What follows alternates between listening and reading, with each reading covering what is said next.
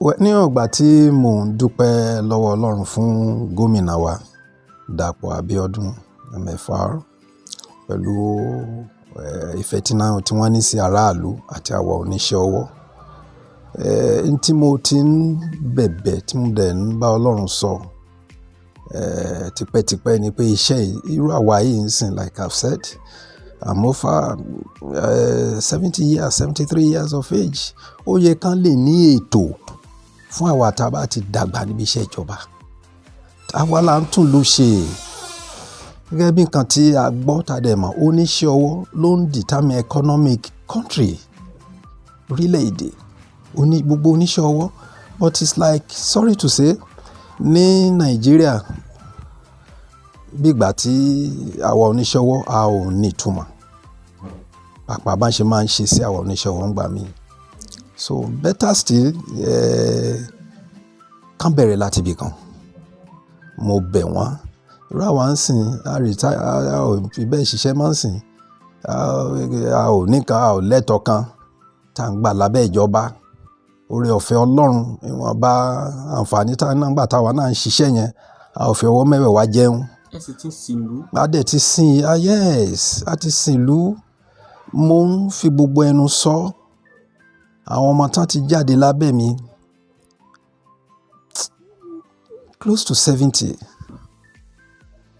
Benz specialist ni mí, Mercedes-Benz specialist, I'm Pojo. So irú àwa yẹn kò wáyé ká tá a bá ní òfin àtijọ́ ìmọ̀ kò yẹ kí ìyà jẹ wá. I'm not talking about my own alone. Generally now I'm talking. So a fẹ́ bẹ̀ àwọn ìjọba kán ní ètò fún àwa oníṣẹ́ ọwọ́. Tá bá tẹ̀lé fún wa ní slot ní House of Assembly, we won't mind. A lè máa update wọn. Nígbà tí wọ́n create mechanic village ní 84, 85. Wọ́n máa wá sọ́dọ̀ wa gbọ́n láti béèrè progress. Mo máa ń ṣàlàyé fún wọn pé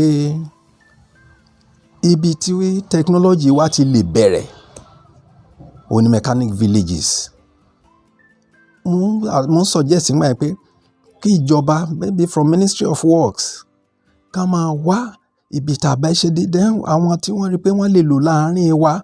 Wọ́n pé kì í ṣe gbogbo wa la kàwé, ṣùgbọ́n àwọn tán ní ìmọ̀ ìwé yẹn, tán lọ university, tán lọ polytechnic, tàbájọ ń rub minds together, á ṣe àǹfààní fún ìlú.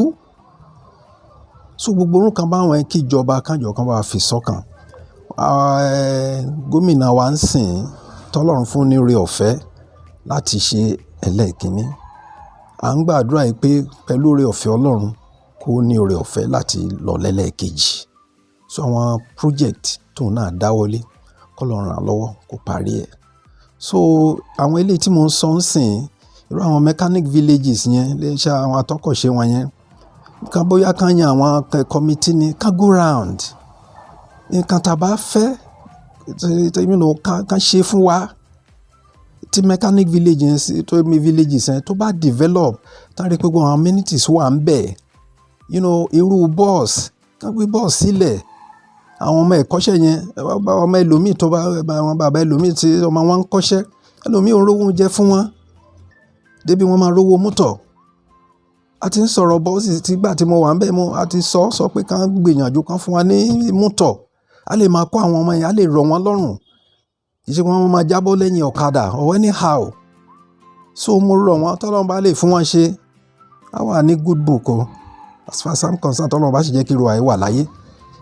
Tọ́lọ́run bá fún wọn ṣe, mo dẹ̀ mọ̀ pé Ọlọ́run máa fún wọn ṣe. Kán jọ̀ọ́, mo bẹ̀bẹ̀ pé kán bójú wo oníṣẹ́ ọwọ́. Kán bójú wo oníṣẹ́ ọwọ́, whatever assistance tán lè ṣe fún àwọn oníṣẹ́ ọwọ́. Kán ṣe fún wa.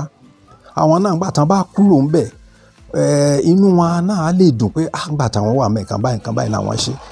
Pẹ̀lú oore ọ̀fẹ́ Ọlọ́run sìn, ṣebí ìgbà ayé díyà, òun ni wọ́n dá ibi ìsílẹ̀. So a dẹ̀ ń jàǹfààní ẹ̀.